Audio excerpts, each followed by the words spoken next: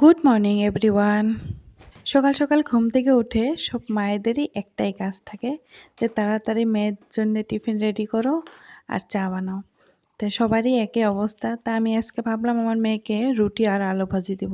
তাই আলুটা আগে রেডি করে নিয়ে আলু ভাজিটা বসায় দিয়ে তারপর রুটিটা বানাবো। রুটিটা বানাইতে যেহেতু টাইমটা খুব কম লাগে, তা আলু এদিকে আমি নিয়ে ৩টা আলু নিয়ে সিলাইতেছি আর কি। সিলাই সুন্দর করে কেটে নেবো আর কি। তা আরেকটা চুলায় আমি কিন্তু চা বসাইয়া দিছি। তা আলুগুলো সুন্দর করে সিলাইয়ে ধুয়ে নিয়ে তারপরে কাটবো, তারপরে আবার ধুবো আর কি। জীবনে অনেক কিছু শেখা যায়, তাই না? এই যে আগে আমার মা আমাদের জন্য কত কিছু সকাল সকাল উঠে তাড়াহুড়া করে টিফিন টিফিন রেডি করতো, কিন্তু আজকে ওই সময়টা আমার এসে গেছে। আমি আমার মেয়ের জন্য করতেছি। তা তো সবাইকে বলেই সময় থাকতে সবার মাকে সম্মান করো, ভালোবাসো, আদর করো, এইটাই আর কি। তা আলুটা কাটা রেডি করা হয়ে গেছে। আমি ধুয়ে নিয়েছি একটা ফ্রাই প্যানে একটু অল্প তেল দিয়ে, আর আলু ভাজিটা দিয়ে দিব রেডি। কাটা আলুটা দিয়ে দিব, অল্প পেঁয়াজ দিয়ে দিলাম আমি। আলু আমার মেয়ে আলু ভাজিতে পেঁয়াজ খাইতে চায় না, তাই আমি অল্প দিছি যাতে ও বুঝতে পারে না। তো সুন্দর করে আলুগুলো ধুয়ে নিয়ে আমি আলুগুলো দিয়ে দিলাম।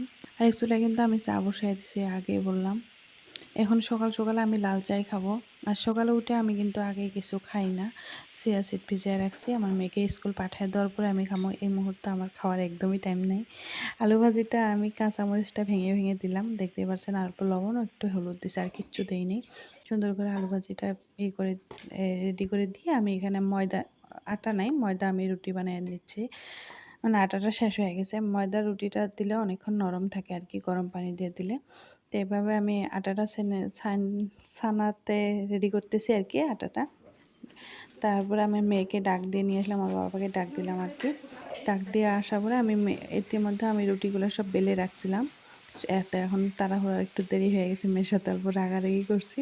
তাই এখন তাড়াহুড়া করে আমার মেয়ের জন্য আমি 2টা রুটি আগে ভাজবো। একটা রুটি আমার মেয়ের টিফিনে দিয়ে দেবো, আর একটা ওর বাবাকে দেবো, কিন্তু ওর বাবা খায়নি আর কি। তো যাই হোক, তো এইভাবে আমার সকালের তাড়াহুড়াটা এইভাবেই যায়। তো ওরা যাওয়ার পরে আমি স্বস্তিরে মানে খাই আর কি। খাওয়া দাওয়াটা চাটা আমি এখনও পর্যন্ত কিছু খাইনি, আমি বললাম। তাই আমি আমার মেয়ের বাবার জন্যে আর কি চাটা রেডি করলাম।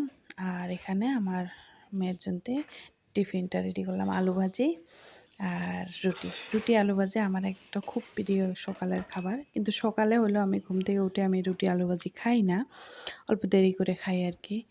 সকালে আমি লাল চা খাই, তারপরে একটু পরে আমি সুন্দর করে আবার